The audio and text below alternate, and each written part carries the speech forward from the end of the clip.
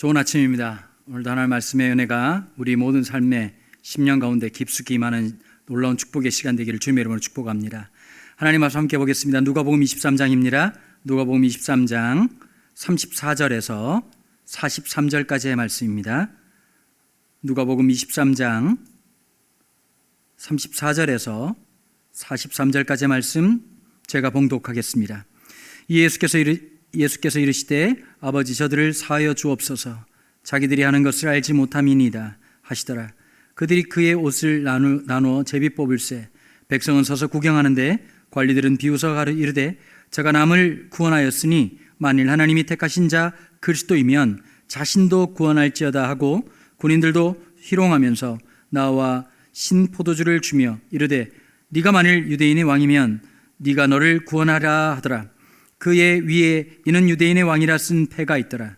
달린 행악자 중 하나는 비방하여 이르되 내가 그리스도가 아니냐 너와 우리를 구원하라 하되 하나는 그 사람을 꾸짖어 이르되 내가 동일한 정죄를 받고서도 하나님을 두려워하지 아니하느냐 우리는 우리가 행한 일에 상당한 보응을 받는 것이니 이에 당연하거니와 이 사람이 행한 것은 옳지 않은 것이 없느니라고 이르되 예수여 당신의 나라에 임하실 때에 나를 기억하소서 하니 예수께서 이르시되 내가 진실로 내게 이르노니 오늘 내가 나와 함께 낙원에 있으리라 하시니라. 아멘. 십자가 위에서라고 하는 말씀의 제목입니다. 여러분, 골고다 언덕 위에 세워진 이 세 개의 십자가, 여러분 갑자기 머릿속에 좀 이미지를 한번 떠올려 보실까요? 골고다 언덕 위에 있는 세 개의 십자가. 이 골고다 언덕 위에 세워진 세 개의 십자가는 성경의 내용을, 압축한 내용을 보여주는 그림과 같습니다. 아마 성경 전반을 하나의 강렬한 이미지, 아마 강렬한 그림 한 장이라고 한다면 이 골고다 언덕에 세워진 이 세 개의 십자가라고 말해도 과언이 아닐 겁니다. 한편 강도는 자신의 아픔을 주님을 조롱하는 데 사용하였습니다. 그러면서 끝까지 자기 죄를 짊어지고 마지막까지 몸부림치다 죽어간 사람들의 원형이자 그림자입니다. 아마 상남자란 말 들어보셨죠? 그렇죠. 어디 가나 자기의 남성성을 드러내는 사람들이 있습니다. 나는 마지막까지 내 인생을 멋있게 살아갈 거다. 가난해도 힘들어도 고통스러워도 나는 내 인생을, 내가 모든 것을 짊어지고 가겠다. 어쩌면 예수님의 한편 강도의 모습이 이런 모습이고 바로 이런 모습의 원형이자 그림자란 얘기죠. 자기 인생이 끝나는 마지막 순간에 가장 처참한 자신을 끌어안아 주시는 주님을 만났던 한 사람의 이야기, 바로 이것이 바로 골고다 십자가 위에서 일어났던 놀라운 메시지입니다. 죽음의 장소에 서 있는 이 세 사람의 모습을 보십시오. 첫 번째는 자기 인생은 내가 책임진다는 유형의 세 사람입니다. 여러분, 내 인생은 내가 책임진다, 내가 알아서 한다, 자기 주도성. 여러분 아마 다 그런 건 아니겠지만 이민을 가시고 여러분 미국이라는 새로운 상황에 살아가시는 분들은 적어도 첫 번째 유형들은 좀 많지 않을까라는 생각이 듭니다. 자기 생각, 자기 고집, 자기 철학, 자기 관념이 굉장히 분명한 분들일 겁니다. 왜 그러냐면 그렇지 않았더라면 여러분 조국을 떠난다는 게 결코 쉽지 않았을 것이기 때문입니다. 여러분 터전이 없이 그냥 오신 분도 계시겠지만 꽤나 많은 분들은 그래도 한국에서 괜찮은 직장, 괜찮은 사업, 괜찮은 가정에서 자라고 있던 분들이 자기 인생은 내가 책임진다는 의식을 가지고서 머나먼 미국까지 떠나오신 분들일 겁니다. 거기다가 여러분 이게 뭐 LA도 아니고 다른 곳이 아니라 워싱턴이라고 하는 상징적 의미가 또 있지 않습니까? 아마 여러분들이 분명히 워싱턴에 대한 이 부심들이 굉장히 클 건데요. 어르신들이 또 부심이란 말을 아실지 모르겠네요. 이 자부심이란 말을 요즘 자자 빼고 이제 그런 자랑스러운 마음들을 무슨 부심 이렇게 표현하거든요. 그렇죠. 예. 턴부심. 예. 이 워싱턴 부심이 아마 여러분들한테 다 있을 거라고 생각합니다. 두 번째 사람은 어떤 사람이었냐? 주님을 영접하고 자신의 영혼을 주님께 맡기는 사람들입니다. 예수를 영접한다는 것은 주도적 자기의 삶에서 주님의 말씀에 따라 살아가는 거룩한 수동적 삶을 얘기합니다. 여러분 분명히 수동적 삶이지만 그 안에는 너무나도 역동적인 주님과의 아름다운 케미가 시작되는 인생입니다.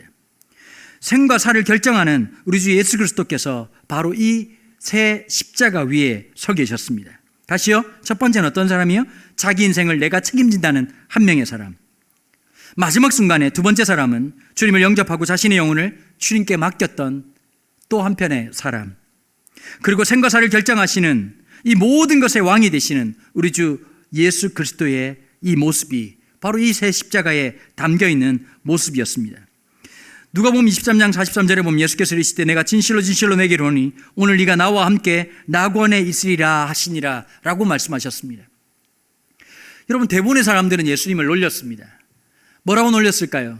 자기가 지금까지 메시아 놀이를 열심히 해왔고 수많은 사람들을 살렸고 심지어 이 예루살렘으로 들어오시기 직전에 바로 그 얼마 되지 않은 지역에서 죽은 나사로를 살리는 놀라운 이적을 행하셨습니다. 자, 그러면서 수많은 사람들은 이 사람이야말로 메시아일 거고 이 사람이 오면 세상이 뒤집어질 거고 우리는 드디어 이 압제와 고통과 어려움 속에서 모든 것이 풀려날 거라고 생각했던 그 삶이었습니다. 그런데 예수님께서는 예루살렘에 들어오실 때 가장 큰 환호와 가장 큰 기대를 안고 들어오셨지만 일주일 만에 너무나도 비참하게 십자가의 죽음을 당하셨기 때문입니다. 그런 사람들은 곧장 손가락질하고 비방하기 시작했습니다. 여러분, 어떤 책 중에요, 당신은 팬인가 예수님의 제자인가 라고 하는 책이 있습니다. Fan or 제자라고 하는 책이 있죠. 여러분들은 어떤 분이십니까? 예수 그리스도의 제자로 살아가십니까? 아니면 여러분들은 예수님의 팬으로 살아가십니까? 물론 뭐 미국에 대할 건 아니겠지만 한국도 야구가 굉장히 인기가 있습니다. 뭐 미국에 알려진 야구, 한국의 이야기가 미국에 알려진 건 아마 다름 아닌 아마 빠던에 대한 문제일 겁니다. 뱃 플립이라고 얘기를 하죠. 그 미국에서는 보통 메이저리그에서는 뱃 플립을 하면 다음에 바로 투수가 그 선수를 향해서 몸에 맞추는 공을 던져버립니다. 근데 한국에서는 이 뱃 플립에 대해서 또 하나의 뭐 야구의 예술적 장르라고 생각하면서 뱃 플립을 잘하는 선수들을 아주 그냥 영상에 찍기도 하고 뉴스에서 대서특필하기도 합니다. 근데 뭐 미국에 굉장히 많은 야구팀들이 있지만 한국도 10개 팀이 있거든요. 프로리그가 있습니다. 제가 말씀드린 것처럼 고향이 부산입니다. 제가 부산에 태어난 게 잘못이죠. 그 롯데 자이언츠라고 하는 팀이 있습니다. 이 롯데 자이언츠라고 하는 팀이 프로야구가 시작되면서부터 시작된 팀인데 지금까지 딱 2번 우승을 했습니다. 안타깝게도 마지막 우승이 1992년도였습니다. 제가 군대에서 대가리 받고 있을 때 우승을 했습니다. 그 이후로 단 한 번도 우승하지 못하고 매년 이 야구를 끊어야 되는데 어쩔 수 없는 이 한계 때문에 또 야구를 보고 있습니다. 제가 야구 때문에 너무 속상해하고 이기고 있던 게임을 지면서 이 롯데라는 팀이 별명이 있거든요. 롯데 시네마라고. 이 영화처럼 맨 마지막에 잘 이기고 있다가 뒤집어져서 지는 게임들이 굉장히 많습니다. 그래서 막 놀리는 말들이 롯데 시네마다 이런 표현을 쓰기도 합니다. 갑자기 너무 열받잖아요. 화를 내고 있으면 우리 아들 녀석이 아빠 팀을 바꾸세요 라고 얘기를 합니다. 여러분, 제가 다시 태어나지 않고서야 이게 가능한 일이겠습니까? 그래서 농담처럼 그런 얘기를 합니다. 아마 롯데 우승하기 전에 주님이 오실 것 같다 이런 얘기를 합니다. 전 열렬한 팬입니다. 열심히 응원합니다. 실제로 가서 직관도 하기도 하고요. 직접 가서 게임을 보기도 합니다. 지난번에 한 3년 전에 제가 애틀랜타에 집회를 갔는데 목사님 한 분이 그러시더라고요. 목사님, 애틀랜타에 명소가 몇 군데 있는데 꼭 가보고 싶은 게 있습니까? 코카콜라 본사가 있습니다. 여러분, 코카콜라야 저도 많이 먹어봤습니다. 뭐 그게 중요하겠습니까? 자, 그래서 이제 그 애틀랜타 브레이브스라고 하는 팀이 유명한 팀인데 그 홈구장 새로 만들었다고 하니까 거기 가서 야구를 보고 싶다 그랬더니 목사님이 굉장히 놀라는 눈치더라고요. 메이저리그 한번 보고 싶었거든요. 가서 직접 본 경험도 있었습니다. 야구를 열심히 봅니다. 롯데 팬들은 열광적이기로 소위 말해서 좀 죄송합니다. 이 표현이 쌍스러운 표현이 아니라 이 경상도 분들은 충분히 이해할 표현들인데 뭐라고 표현할까? 영어로 말하면 crazy? 아니면 뭐 이렇게 얘기할 수 있겠죠. 팬덤이 워낙 강하다 보니까 이 부산 사람들은 뭐라고 말하냐니까 이 또라이라고 얘기를 합니다. 이 보통적인 정서가 아니라 독특한 정서를 안고 있기 때문이지요. 열광적으로 응원을 합니다. 죽을 듯이 응원을 합니다. 그리고 우리가 원하는 플레이를 하고 안타를 치고 홈런을 치면 환호성을 지릅니다. 그런데 말입니다, 여러분. 그런데 말입니다. 주자 만루에 노아웃입니다. 그리고 중심 타선이 타격을 하면 적어도 1.2점은 나야 되는 상황이고 꿈에 그리는 그랜드 슬램을 치면 가장 멋진 장면이라고 생각할 때쯤 만약에 더블 플레이를 당하면 어떻게 될까요? 아까까지 그렇게 롯데가 구원자인 것처럼, 롯데가 모든 것인 것처럼 그렇게 소리 질렀던 팬들이 갑자기 입에 쌍욕을 방언 터진 듯이 내뱉기 시작합니다. 이런 사람들을 우리는 뭐라고 표현하냐면 팬이라고 얘기를 합니다. 여러분, 교회 안에 예수님 팬들이 너무 많습니다. 잘 되면 할렐루야 아멘 하지요. 자녀가 좋은 대학을 가고, 자녀가 직장에 가고, 성공을 하고, 집값이 오르고, 내가 투자한 주식이 값이 오르면 할렐루야 아멘을 하겠죠. 그런데 여러분, 인생은 늘 기쁨과 즐거움과 성공과 번영만 오는 것이 아닙니다. 고난이 찾아옵니다. 병들기도 합니다. 자녀가 사고를 치기도 합니다. 여러 가지 어려움을 당하기도 합니다. 그때 여러분들은 그리스도를 뭐라고 표현하십니까? 제자는 그 역경과 어려움 속에서도 주님을 향한 변함없는 믿음과 사랑의 고백을 잊지 않는 사람들입니다. 여러분, 신앙은 어떤 것일까요? 지금 눈에 보이는 현상이 중요한 것이 아니라 이 눈에 보이는 현상 속에서 하나님이 놀라운 일을 행하실 거라는 겁니다.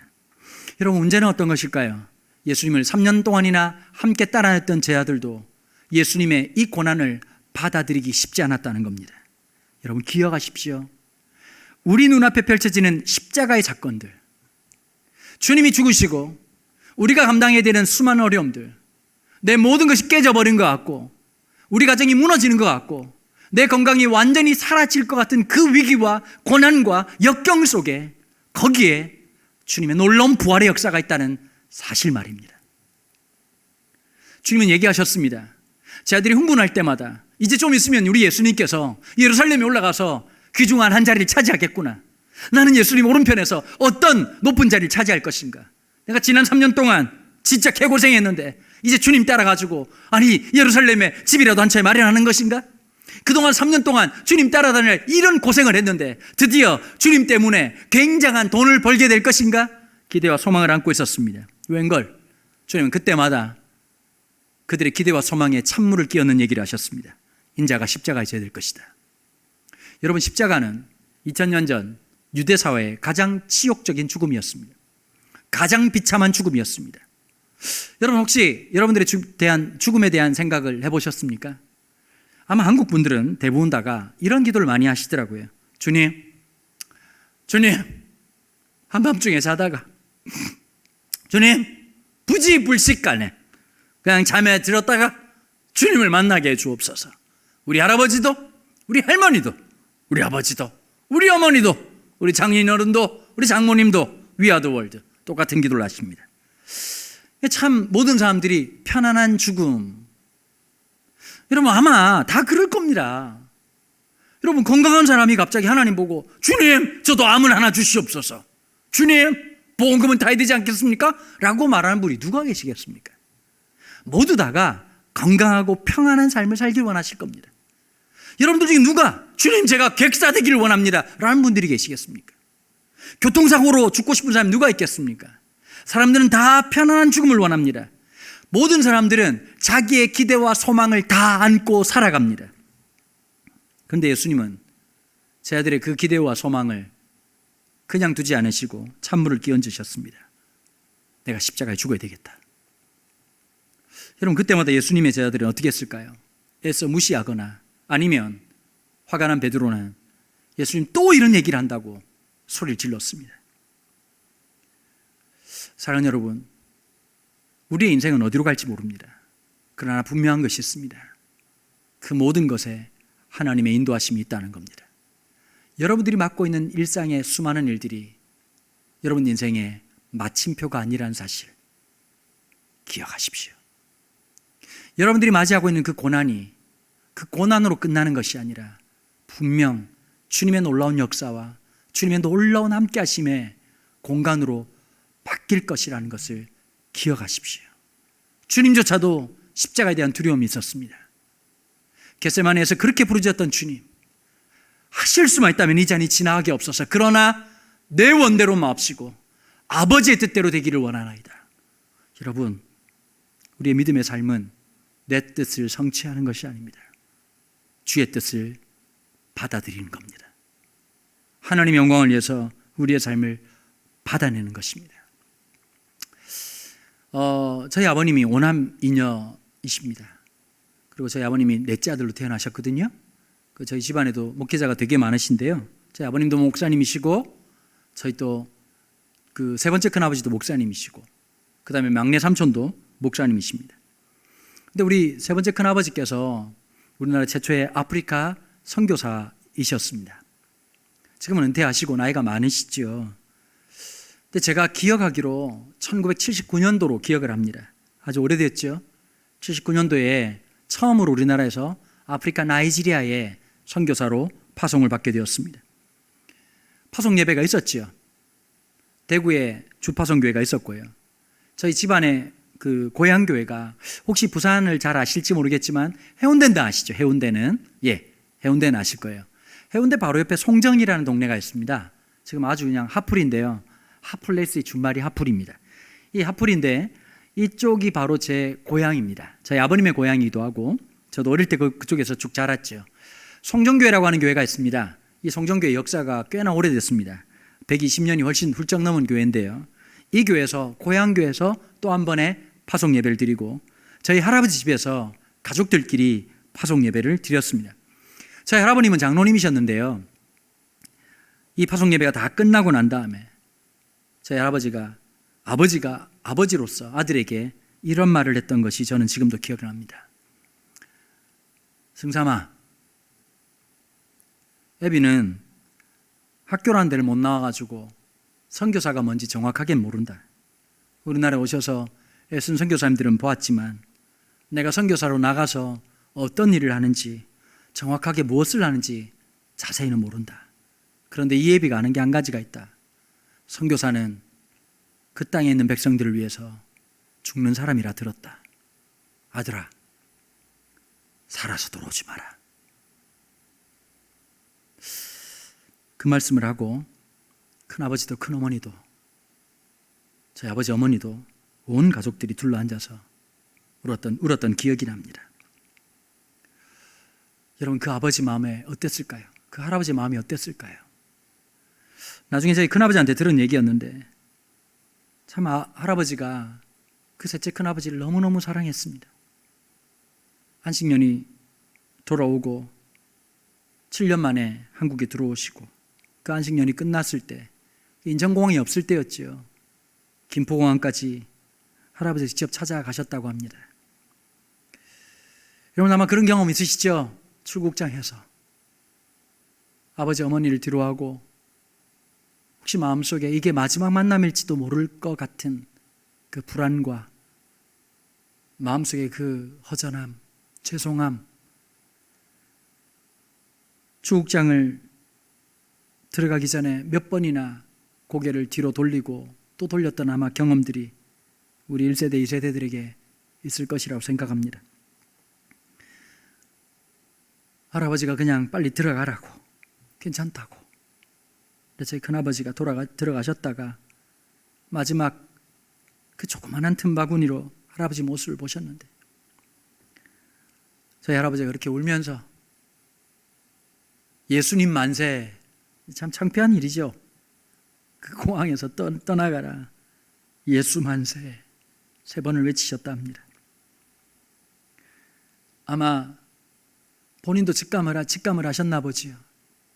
이게 내 살아생전 마지막 사랑하는 아들을 보는 순간일 거라고 생각을 했던 것 같습니다. 참 그 모습이 너무 가슴에 남고, 그 이야기를 듣는데 주님 앞에 그 찡하고 가슴 깊은 감동이 있었습니다. 저는 참 감사하게도 저희 할아버지 할머니의 마지막 죽음의 모습을 볼 수 있었습니다. 할머니가 빨래하시다가 갑자기 뇌출혈로 돌아가셨는데요. 집에 누워 계신 할머니, 그리고 마지막 임종하는 장면을 제가 고스란히 어린 손자인 제가 볼 수 있었습니다. 제가 그 당시 초등학교 6학년이었는데요. 여러분, 초등학교 6학년이 어떤 세대일까요? 여러분, 어릴 때부터 가정예배를 드렸습니다. 하루에 2번씩. 여러분, 상상이나 되십니까? 2 times a day. 하루에 2번씩 가정예배를 드렸습니다. 여러분 불가능할 것 같으시죠? 예, 불가능합니다. 근데 어떻게 가능한지 아십니까? 많이 맞으면 가능합니다. 저희 아버님이 해병대 161기를 나오신 분이었습니다. 하나님의 놀라운 축복을 저희 아버지에게 그 핵주먹에 모든 걸 주셨습니다. 요즘이야 참 좋은 세상을 보내고 있지 않습니까? 참 어르신들 앞에 죄송한 얘기지만 제가 국민학교 다닐 때만 해도 학교 선생님들은 정말 절반 정도가 어마무시하게 무서운 분들이었습니다. 요즘 대한민국 사회가 진짜 많이 바뀌었습니다. 요즘 학교 가시면 아마 기절하실 겁니다. 미국보다 더 민주적입니다. 지난번에 제가 학교 챗불에 설교하러 갔더니 중학교 3학년 부장 선생님이 어떤 여학생이 선생님 멱살을 붙잡고 목이 마르다고 빨리 시원한 거 내놓으라고 막 뒤흔드는 모습을 보고 제가 얼마나 깜짝 놀랐는지. 여러분, 제가 어릴 때만 해도 아버지는 늘 기분이 안 좋으셨습니다. 엄마는 늘 화가 나 있었습니다. 진짜 무시무시한 분이었죠. 엄마 보고 엄마 부르면 저리 가! 아마 이렇게 많이 소리를 질렀습니다. 동네 형들한테 두드려 맞고 학교 가면 얼마나 맞는지. 여러분 오늘 날짜에 딱 맞는 날짜 있지 않습니까? 예를 들면 뭐 17이다 그러면 17번 일어나. 여러분 17번 뒤에 있는 애들은 줄초상으로 죽어나가는 겁니다. 얼마나 많이 맞고 얼마나 많이 혼이 났습니까? 옛날에 선생님들이 그걸 아셨는지 소파 방정환 선생님이 1년에 하루는 때리지 말자, 이게 어린 날 아니었습니까? 요즘 어떠냐면 365일이 어린 날이지요. 매일같이 즐겁게 뛰어놉니다. 그런데 여러분 새벽 6시에 어떻게 일어날까요? 아버지가 너무 무서운 겁니다. 혼나는 거죠. 예배 드리고 난 다음에 성경 석 장을 읽어야 됩니다. 여러분 왜냐고요? 여러분 왜라고 하는 질문은 덜 맞아서 나오는 현상입니다. 충분히 맞고 나면 질문이 사라지죠. 성경 석 장 읽고 5문제를 내서 내 문제를 맞춰야 밥 주는 희한한 집안에 태어났습니다. 거기다가 밤9시가 되면 가정 기도회가 있었습니다. 늘 큰아버지를 위해서 기도하고 이런 기도 저런 기도를 많이 했죠. 어릴 때는 곧잘 따라했는데 초등학교 5학년 6학년이 되니까요 예수님이 안 믿어지는 거예요. 왜 안 믿어졌을까요? 우리를 창조하셨다면서요. 창조하셨는데 우리를 왜 이렇게 안타깝게 만드셨는지. 여러분 전 세계에서 제일 높은 산이 어디입니까? 그렇죠, 에베레스트입니다. 에베레스트 산보다 조금 더 높은 게 있습니다. 혹시 아십니까 여러분? 책상이라고. 여러분 올라가면 없던 고산증이 생기고 산소가 희박해집니다. 여러분 우리 같은 사람들은 거기서 죽을 것 같은 공포심과 공황장애란 말이 생기기 전부터 우리는 몸으로 경험했던 사람들입니다. 정말 무시무시했던 거죠. 늘 매일같이 그런 삶을 살아가면서 제 마음속에 이런 마음이 들었습니다. 하나님 왜 우리를 이딴 식으로 만들었을까? 이건 저의 잘못이 아니라 창조자의 잘못이다. 여러분 이건 진짜 리콜을 해야 되는 거 아닙니까? 하나님이 미안하다. 그때 전두엽을 좀 많이 생산을 못해가지고 싼마이로 넣었다. 미안하다. 이력이 없고 집중력이 없고 암기력 없는, 사실은 전두엽이 아니라 빈 공간을 그냥 놔뒀다 라고 말씀하시면서 말입니다. 여러분 분명히 알거든요. 애들도. 여러분 할아버지 할머니가 아무리 이쁘다고 얘기해도 자기 얼굴이 안타깝다는 걸 거울 보면서 분명하게 알고 있습니다. 여러분 만들 때 잘 만들어야죠. 이거 만들다 떨어뜨리는 느낌도 아니고 이거 진짜 안타깝지 않습니까? 5학년 6학년 때부터 어떤 마음이 들었냐면 성경이 안 믿어지는 거예요. 죽은 사람이 살았다. 안진뱅이가 일어났다. 여러분 그럼 재활로 약과 의사들은 뭐 먹고 삽니까? 죽은 놈이 살아났으면 장의사는 뭐 먹고 삽니까? 말도 안 되는 얘기죠. 근데 제가 하나님의 살아계시고 역사하심이라는 게 무엇인지를 할머니의 죽음의 그 현장에서 깊이 느끼게 되었습니다. 고생만 하시다가, 정말 고생만 하시다가 생을 마감하신 우리 할머니. 우리 할머니 늘 똑같은 찬송만 그렇게 부르셨습니다. 내 주를 가까이 하게 하면. 옛날 어르신들이 그러셨어요. 찬송가가 그렇게 많은데도 한 곡만 그렇게 부르셨죠. 그때는 할머니가 참 이해가 안 됐습니다. 왜 우리 할매는 맨날 똑같은 노래만 부를까? 그래서 제가 더 어렸을 때는 내 주를 가까이 한다는 말이 좀 이해가 안 돼가지고 처마 끝에 달려있는 매주인 줄 알고 우리 할매는 저렇게 매주를 가까이 하나 별 생각을 다 했더랬죠. 세월이 지나서 그 할머니의 찬송가가 뭘 의미하는지 알 수 있었습니다. 자녀들한테 도움을 줄 수 없는 어머니, 힘이 되어줄 수 없는 그 어머니의 모습을 떠올릴 때마다 할머니는 그 찬송가를 부르고 또 불렀던 거지요. 지금도 기억납니다. 늘 성경을 펼치시고 낮게 읊조리셨던 주여라고 하는 목소리 말입니다. 근데 할머니가 돌아가시는데 지금도 너무 또렷이 우리 할머니 모습이 떠오르는데 그렇게 환하게 웃을 수 있나 싶은 모습으로 마지막 임종을 하셨습니다.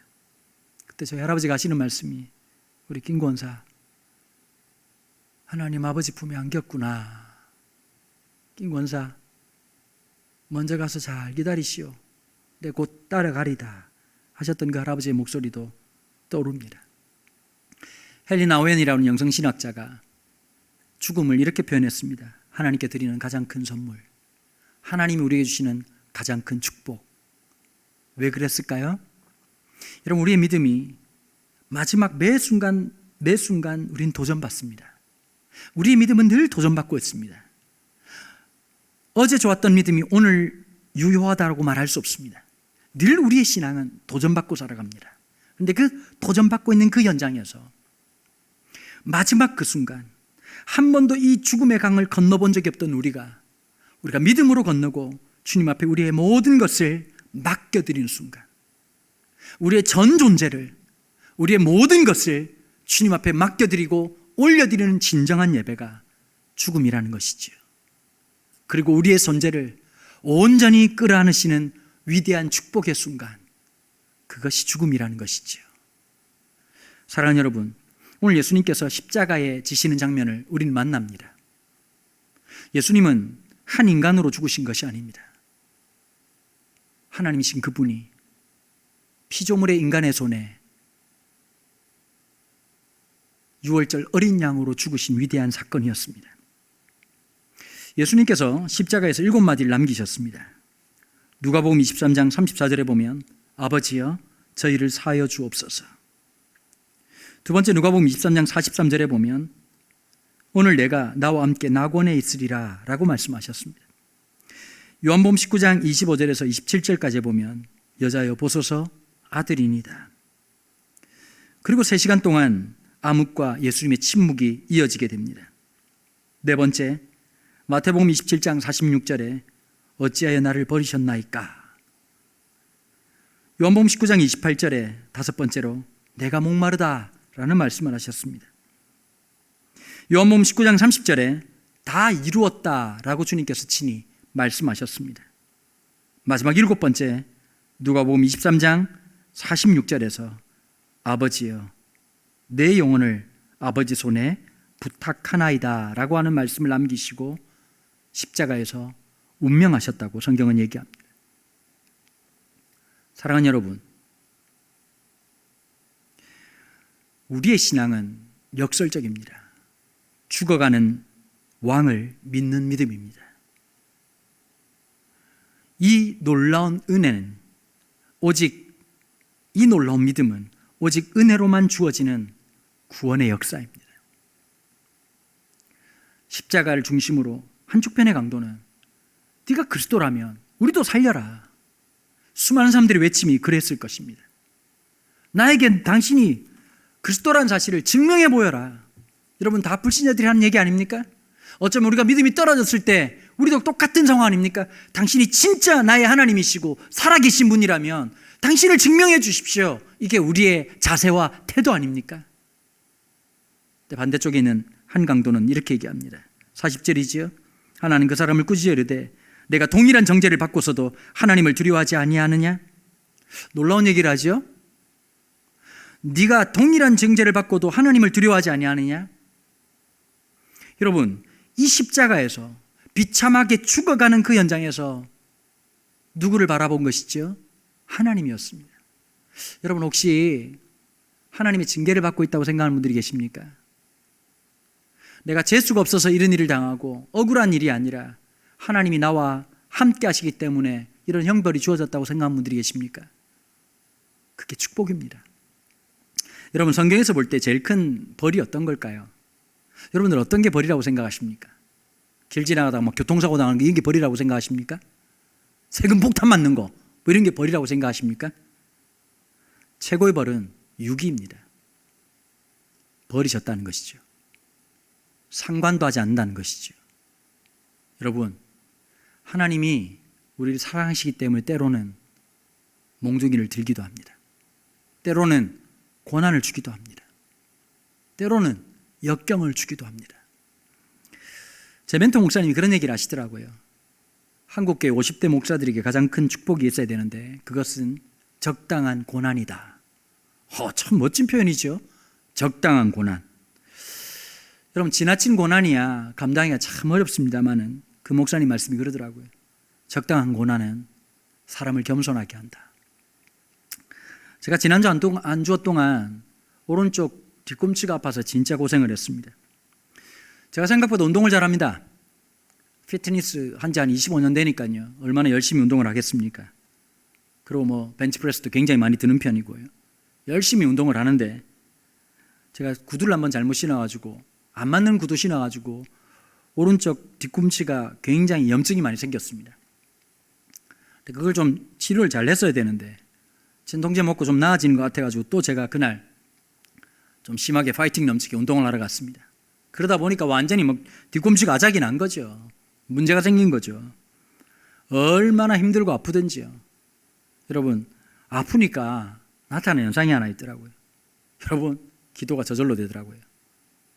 여러분, 혹시 믿음 좋아지고 싶으면 제가 추천드리고 싶은 게 있습니다. 막 기도가 빵빵 터지길 원하시죠? 개척하십시오. 여러분, 개척하시면 기도가 빵빵 터집니다. 이 고난이라고 하는 게 사람에게 유익이 될 때가 있습니다. 여러분, 고난에서 주님을 만나지 못하면 그 어디에서 주님을 만나지 못합니다. 한쪽 강도의 삶은 여느 죄인과 다를 바 없는 더럽고 추악한 인생이었습니다. 그 마지막 인생 즈음에 주님을 바라보게 되었다는 것.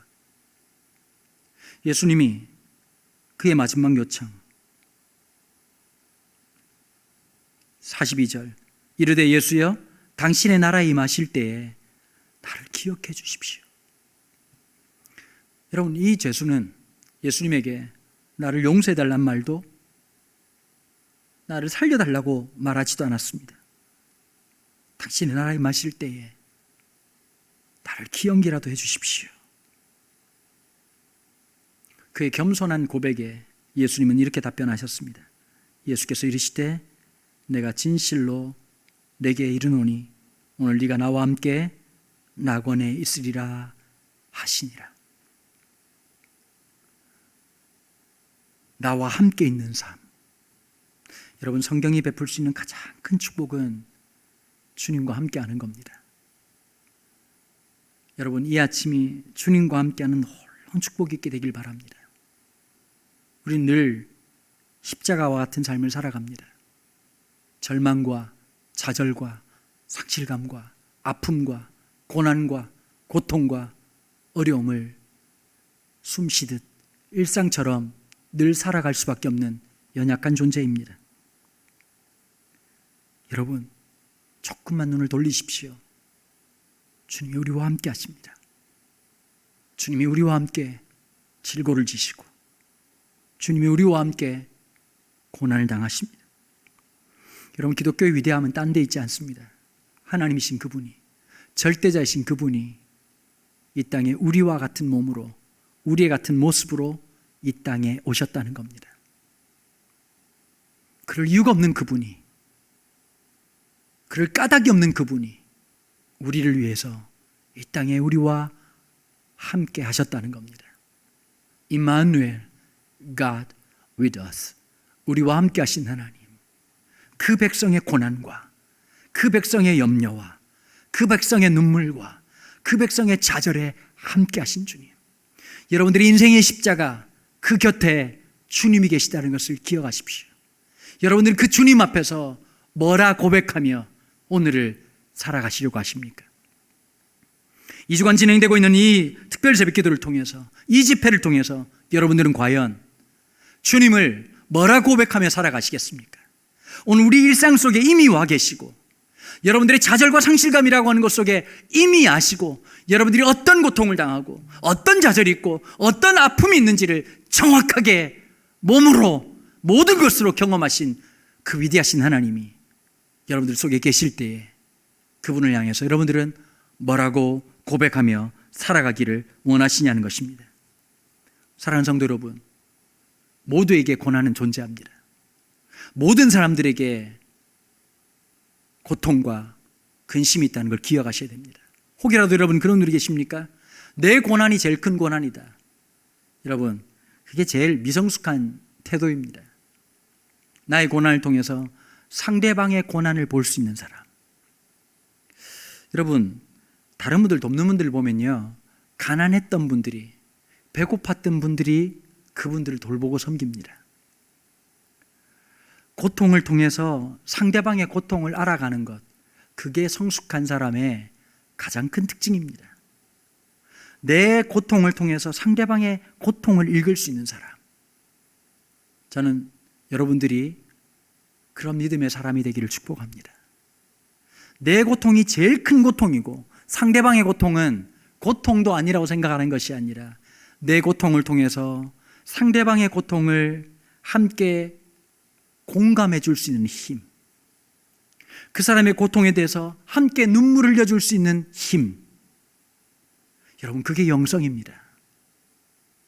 십자가에서 주님도 고통스러웠지만 한 사람을 향한 외침, 여러분 저라면 저는 그렇게 못했을 것 같습니다. 내가 죽을 것 같은데, 내가 죽을 것 같은데 옆에서 낙원에 가실 때 저를 좀 기억해 야 시끄러워! 여러분 그렇게 하지 않았겠습니까? 주님은 그 마지막 순간에도 잃어버린 영혼을 찾으십니다. 그게 바로 우리 주님이십니다. 우리의 고통의 신음소리를 외면하지 아니하시는 하나님, 우리를 기억하시는 하나님, 기가 막힌 웅덩이와 우리가 구렁텅이에 빠진다 할지라도 우리를 건지시는 하나님, 우리를 잊어버리지 아니하시는 하나님, 우리 한 사람 한 사람을 기억하시고 네가 오늘 나와 함께 낙원에 있으리라 말씀하시는 주님의 위로가 저에게, 여러분들에게 충만히 임하기를 주님의 이름으로 축원합니다.